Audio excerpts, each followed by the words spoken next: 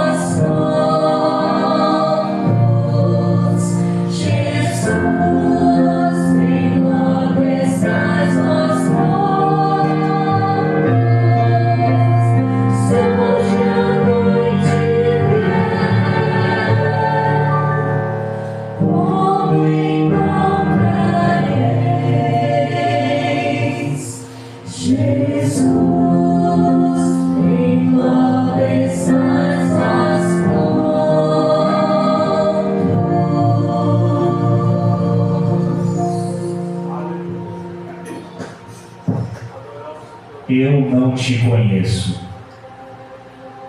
Eu fui para os cultos, eu até ajudava na obra, mas para entrar para as bodas eu não estava preparada. Ele disse que não me conhecia. Deve ser porque eu nunca desejei estar com o Senhor realmente.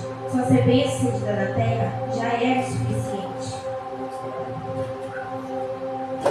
Eu pensava que eu já era igreja, não estava fazendo mal a ninguém e já estava ótimo. Só não percebi que estava adormecida e ainda pior, estava sem azeite.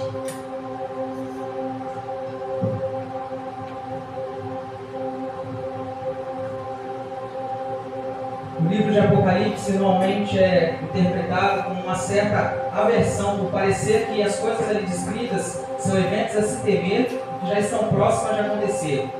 A verdade é que sim, são coisas a se ter pavor, que já estão bem perto de acontecer, como diz em Lucas 21:25.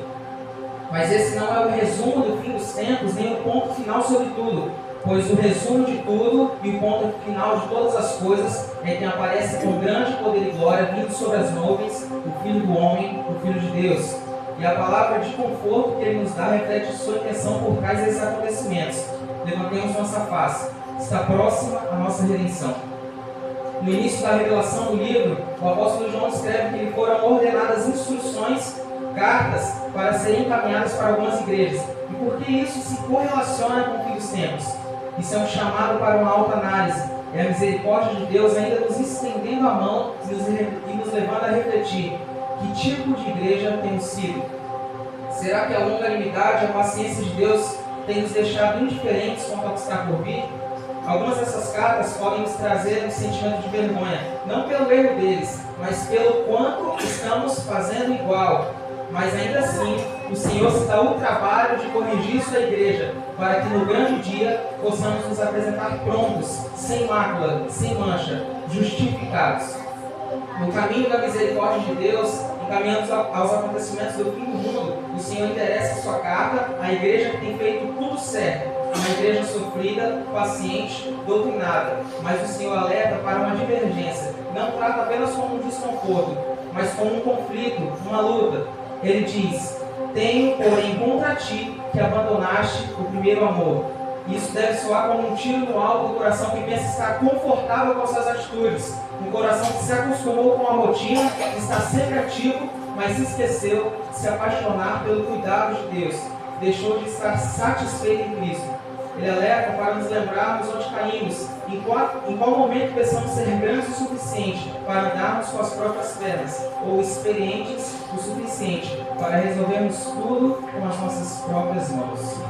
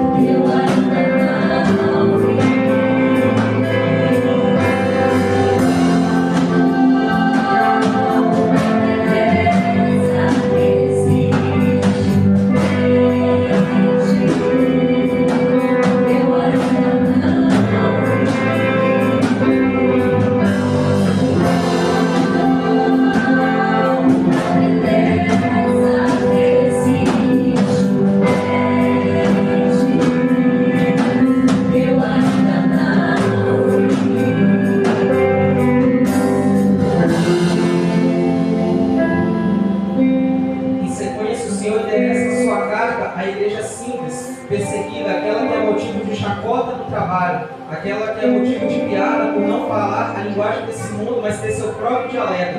A igreja humilde, julgada pela sociedade como careta. Acredito que ainda existe essa classe aqui, amém?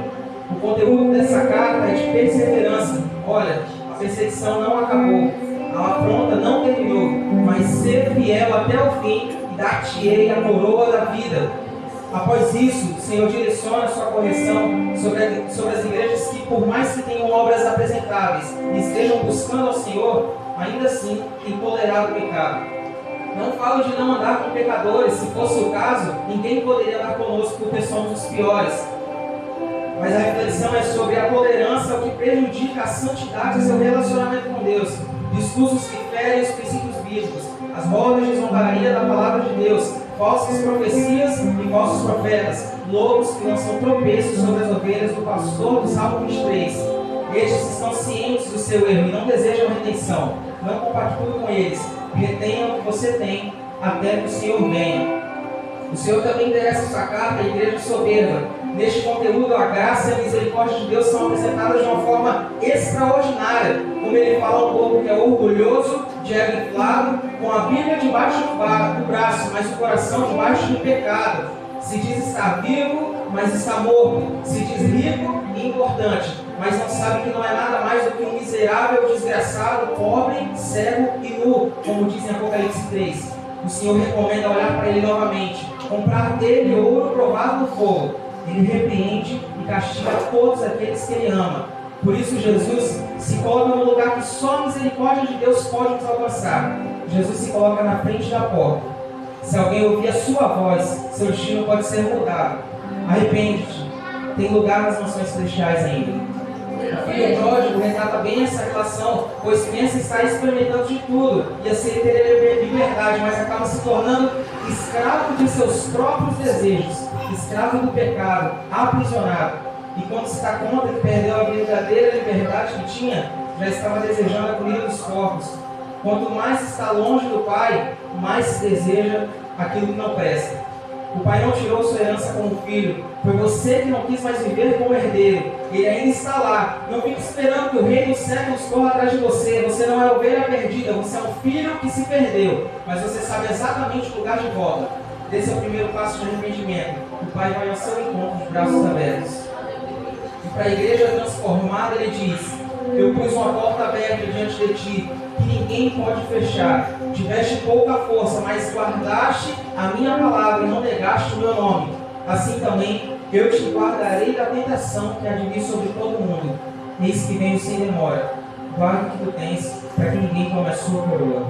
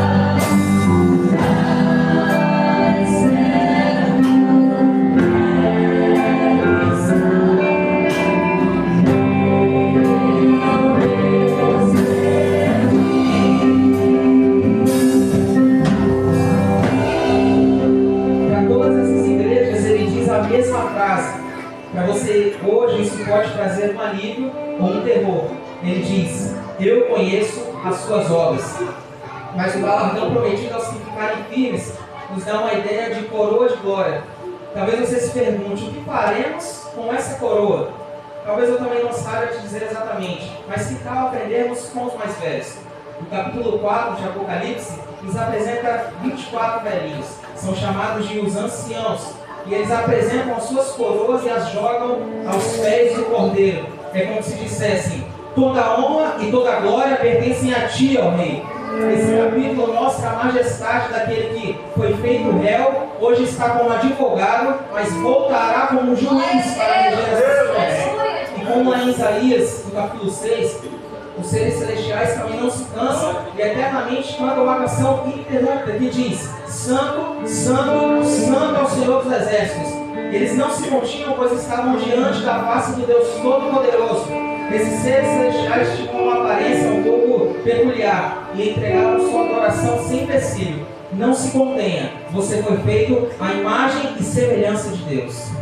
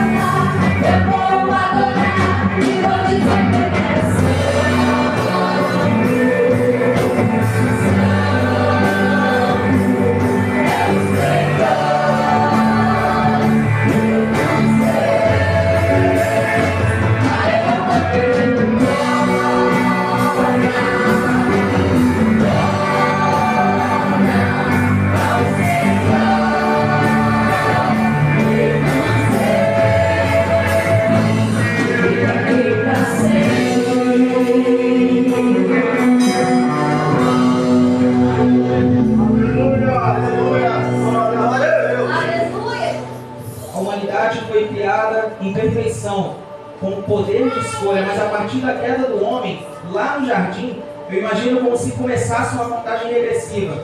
Os homens progrediram tecnologicamente, ficaram estagnados moralmente e só regrediram espiritualmente. E o ímpeto da evolução humana só tende a inflar. E onde a moral estava somente inerte, ela tende a regredir, caminhando para um colapso iminente.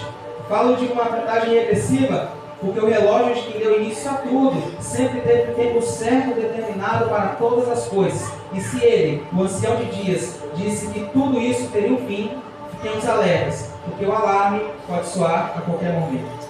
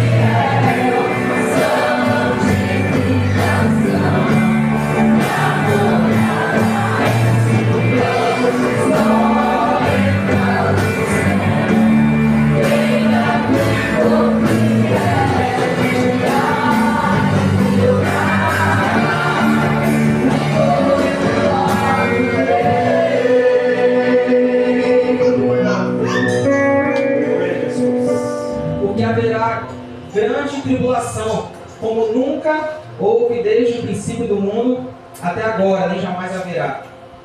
Se aqueles dias não fossem abreviados, ninguém sobreviveria, mas por causa dos eleitos, aqueles dias serão abreviados.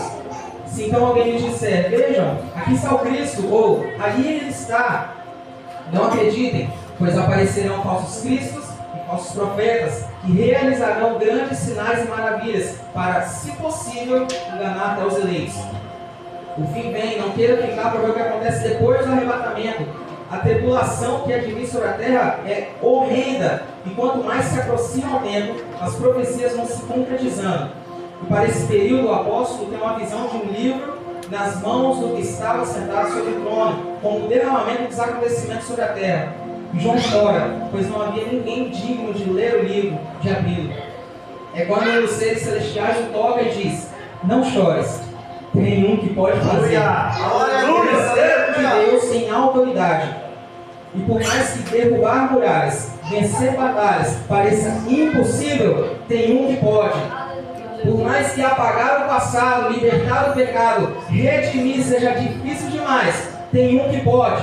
Imagina que João sentiu frustração, tristeza, por pensar que o mistério do Senhor não seria revelado. Pobre João, se esqueceu que andou 3 anos lado a lado com o mistério encarnado. Parece até a gente, é só aparecer a primeira dificuldade e já titubeamos a esquecer que o Senhor sempre esteve lado a lado conosco. Não chores, Ele pode fazer. E no momento em que o questionamento ecoa na visão celestial, a dizer quem é digno de abrir o livro e desatar os selos, A autoridade é escancarada pelo poder do Verbo encarnado. Miguel, é você? Não sou eu. Gabriel, é você? Não, eu não tenho essa autoridade. Elias, é você? Não, eu não posso fazer isso. Maria, é você? Infelizmente eu não tenho esse poder. Moisés, é você? Não, eu não tenho esse poder. O leão da tribo de Judá, o herdeiro do trono de Davi, conquistou a vitória. Ele é digno de abrir o livro e de desatar os selos. Glória a Deus. Aleluia. Exaltado ele é Senhor, leão imbatível, campeão de Judá, revelação perfeita, santo de Israel, em seu reino e amém, mistérios de Deus, extraordinário, ele não há defeito, onipotente, desmentido, incomparável, desejado das nações, príncipe do céu, estrela da manhã, Emanuel.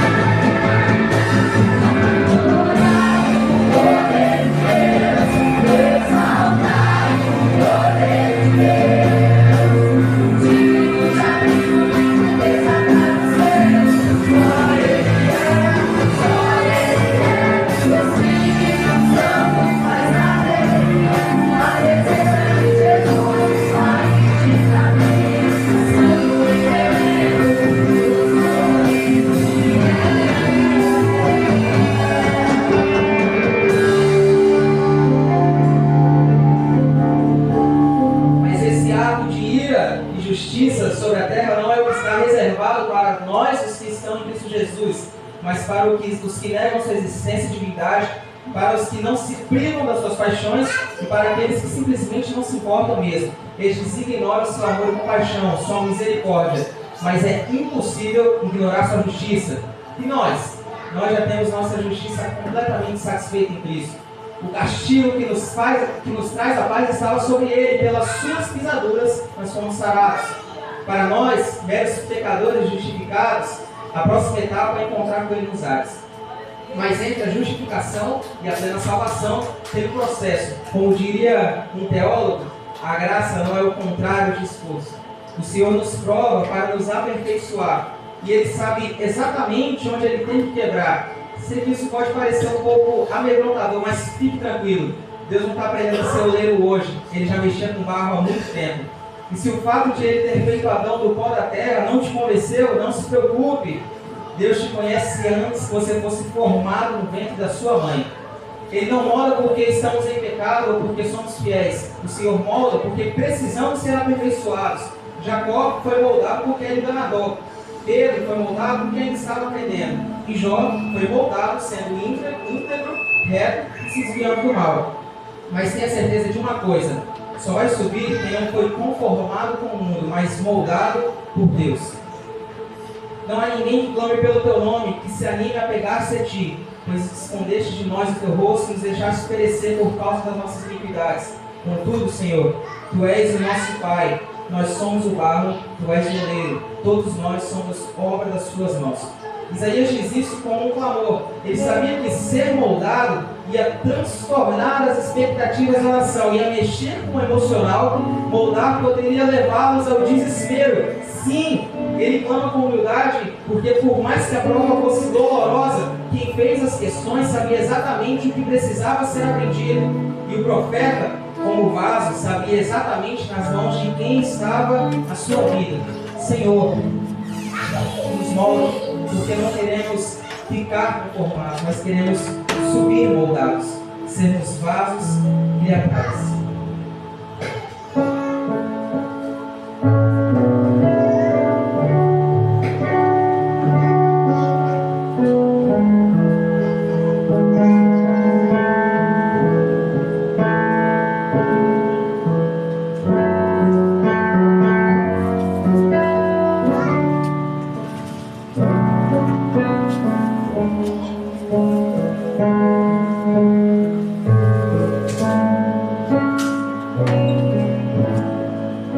Senhor, me faz descer pra eu me encontrar, voltar minhas origens pra te ajudar. quero mais viver como um servo cego, sem te contemplar.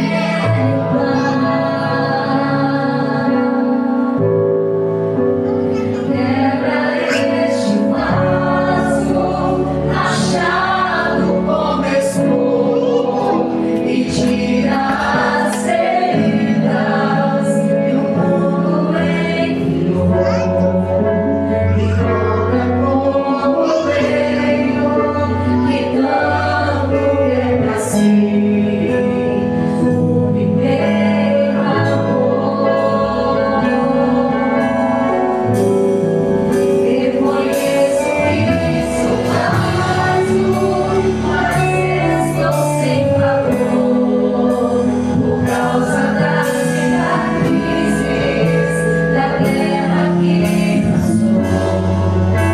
Mas se queres o dedo que mora no meu jeito, não faço o que eu sou.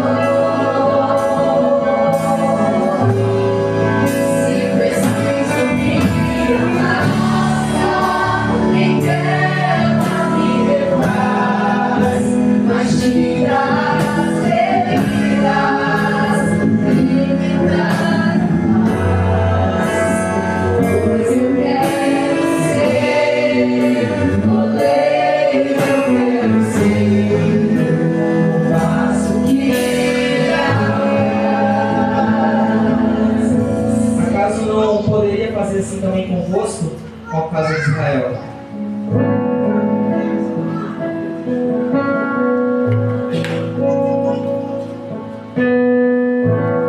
Eu quero ser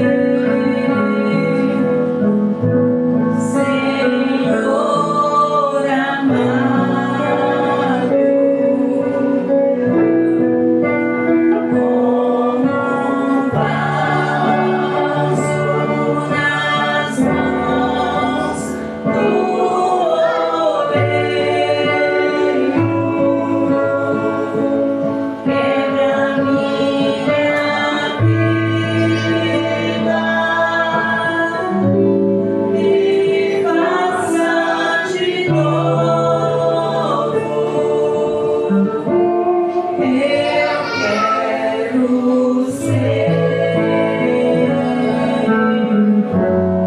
Eu quero ser, um vaso novo. Como queres, Senhor soberano.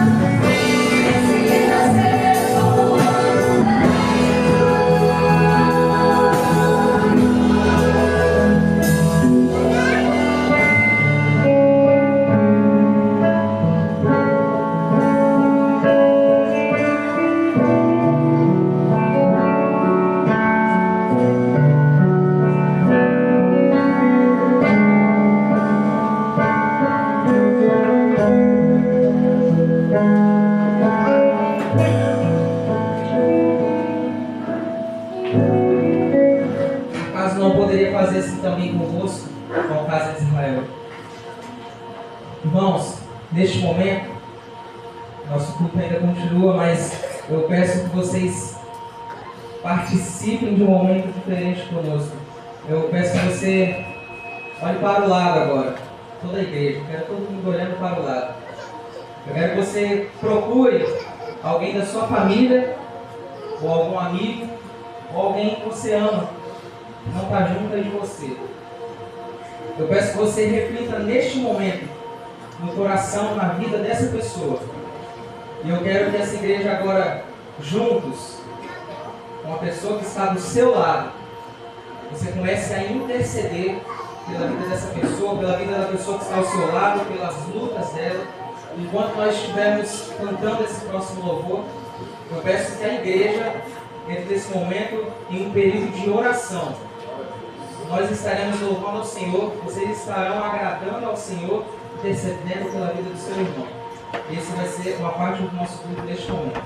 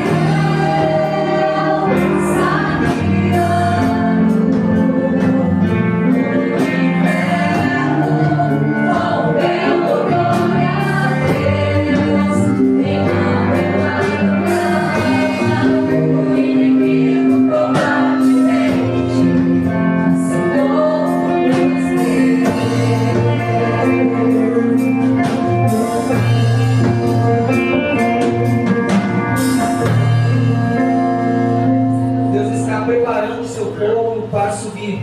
E o que está reservado para este mundo é calamidade, um período de governo nas mãos do filho da iniquidade, a besta que emerge do mar. E a tríade satânica se prepara para a manifestação nos últimos tempos, para se assenhorar da terra que tanto se recusou a ter Deus como seu Senhor. Uma falsa paz depois refletiu na destruição.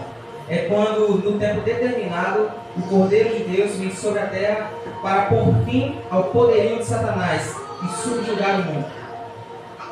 Varões e irmãos, seja-me ilícito dizer-vos livremente acerca do nosso patriarca Davi, que ele morreu e foi sepultado, e entre nós está até hoje a sua sepultura.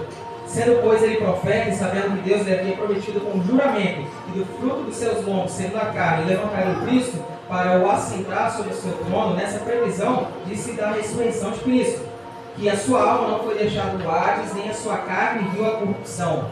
Deus ressuscitou a esse Jesus, de que nós todos somos testemunhas, de sorte que, exaltado pela destra de Deus e tendo recebido do Pai a promessa do Espírito Santo, derramou isto que agora vós vedes e ouvis.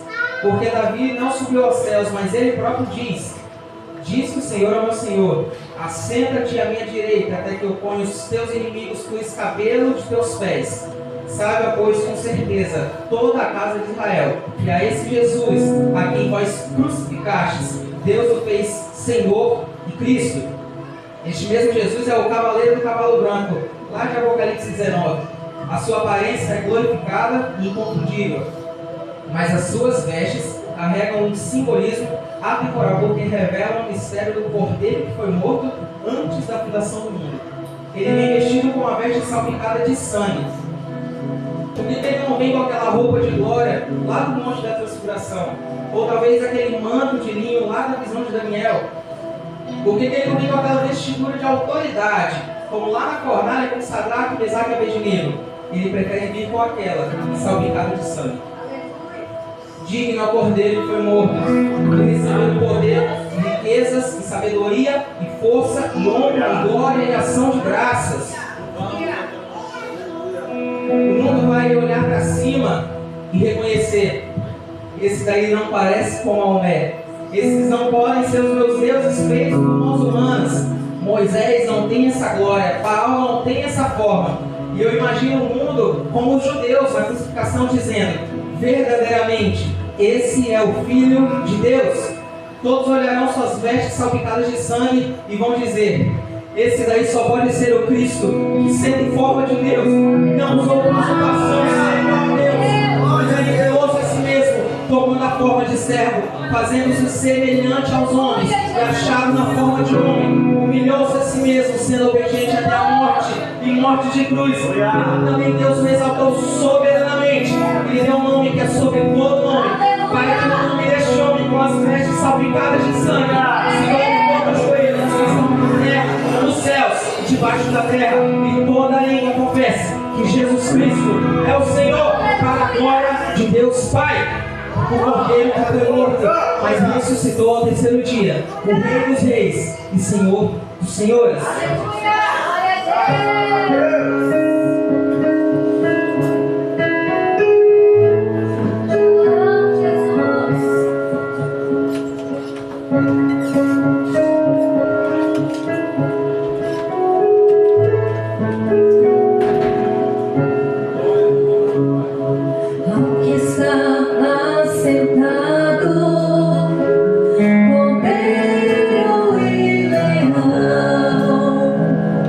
Sua glória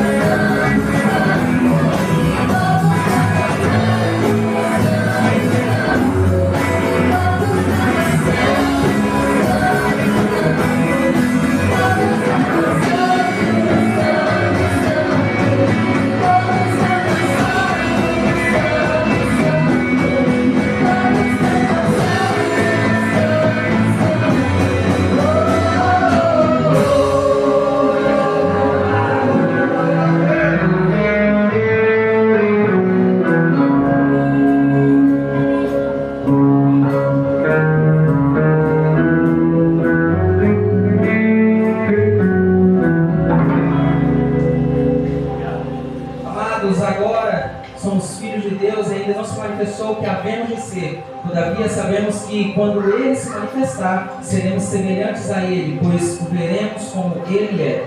Quando João escreve isso, ele não dizia de forma humana de Cristo, porque ele o conhecia, já tinha visto seu rosto. Mas ele dizia de que quando o que é mortal, ou seja, esse corpo, se revestir de imortalidade, essa casca cansada, abatida, que dá gastrite, dor de cabeça, engorda, vai ser transformado em corpo de glória. E todos que puseram sua confiança no Senhor terão se transformado, renovarão as suas forças, subirão com asas como águias, correrão e não se cansarão, caminharão e não se fatigarão.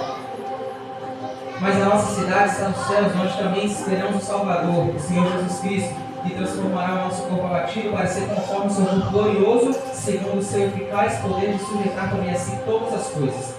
Porém, mais agradável do que isso é ser o privilégio de contemplar a face de Cristo, poder olhar nos olhos de quem te tirou do lamaçal do pecado, de quem foi humilhado e maltratado no meu e no seu lugar, daquele que não somente te amou, mas nos amou incondicionalmente.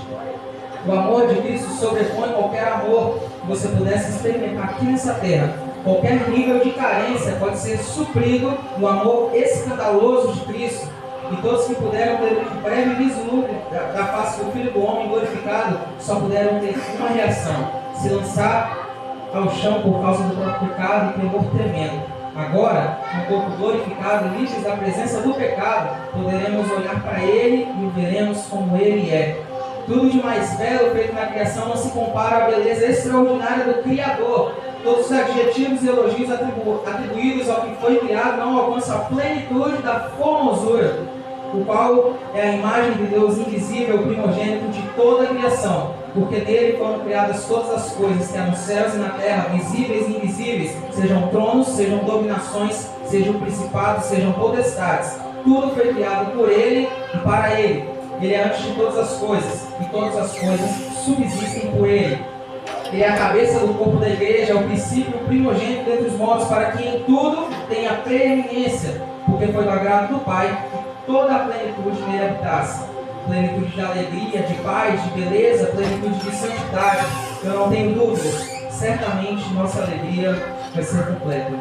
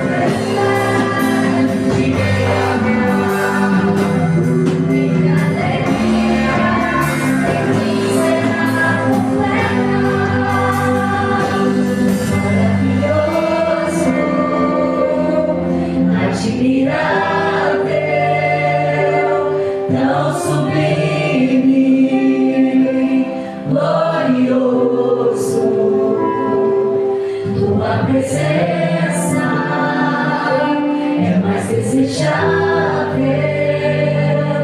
do que o ouro, melhor que a vida é o teu amor.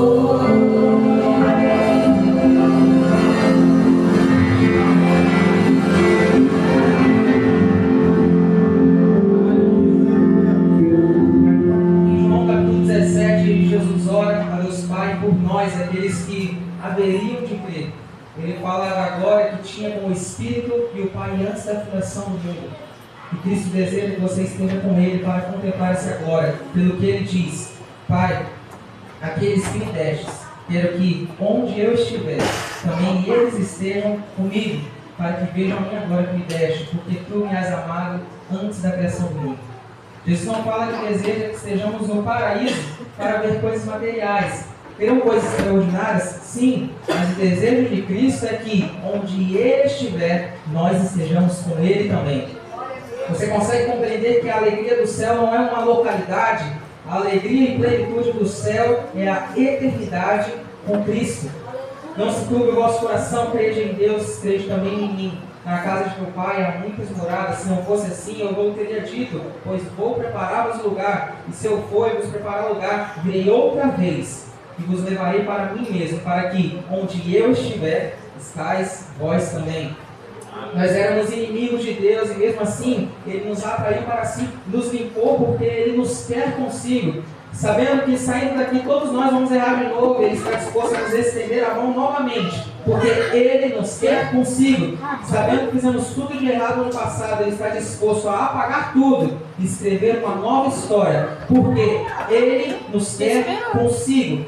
Mas apesar de querer cada um de nós com Ele, o Senhor não compactua com o pecado, porque Ele é santo, e não dá para entrar no lugar da completa santidade do meu jeito. A morada de Deus não é bagunça, tem que ser do jeito dele. Mas acredite quando eu digo que o jeito dele é melhor. Enquanto não chegamos na morada celestial, nós podemos nos exercitar a experimentar o céu com uma paz que o mundo não pode ter, porque vem do Espírito Santo. Uma alegria que só vem do coração de Deus. Uma força que só pode vir do Consolador. E um sentimento que só pode ser vivenciado na presença do Filho de Deus. A dádiva do céu é estar com Cristo.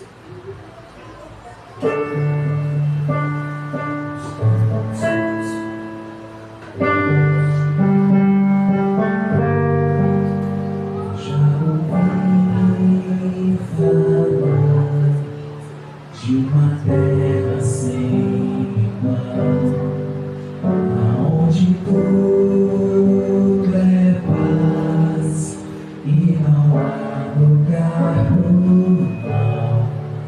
Almejo este lar, tanto sem igual. Mas eu não sei onde que virá pra mim.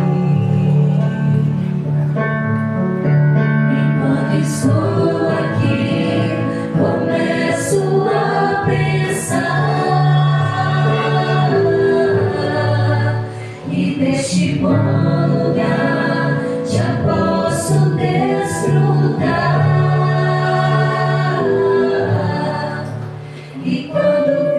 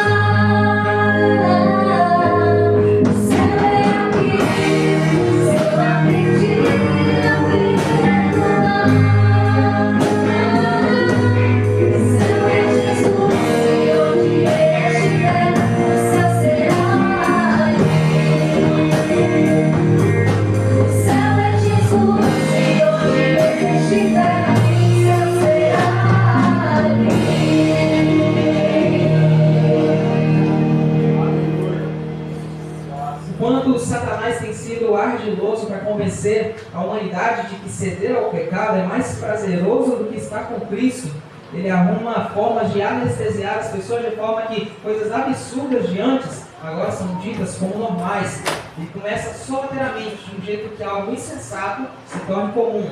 Aos poucos, ele tenta anestesiar a igreja. Por isso que quando o noivo aparece na parábola das virgens, não só algumas, mas todas estavam adormecidas. A história conta que todas esperavam pelo noivo, mas ao cair da noite, todas elas acabam adormecendo. Mas quando o noivo aparece, 5 das 10 virgens se aprontam com as suas lamparinas acesas para se encontrar com o noivo para as bodas. As outras 5 não tinham azeite para suprir a sua chama.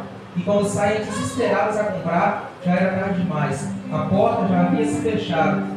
Andar com quem tem azeite não acende a sua chama. Se fosse assim, não tinha 5 loucas.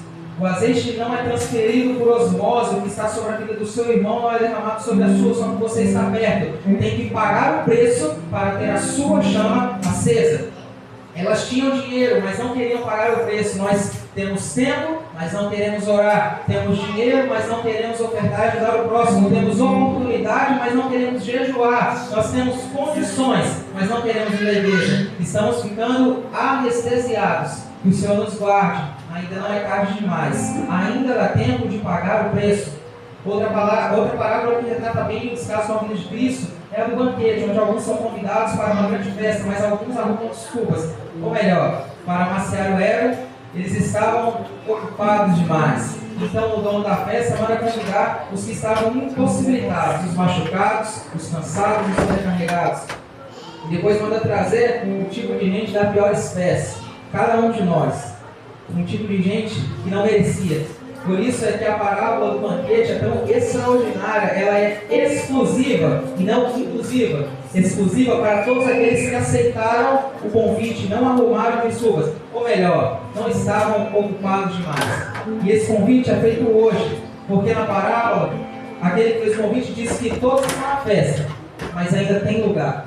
Esse banquete está reservado para você. Tem lugar para você. Você pode causar um sentimento no coração de Deus, porque Jesus diz que há mais alegria diante dos anjos por o pecador que se arrepende. Entregue seu coração a Ele. Permita que Ele seja o dono do seu coração, das suas vontades e ações, para que no final de tudo você possa se encontrar pessoalmente com o dono da festa.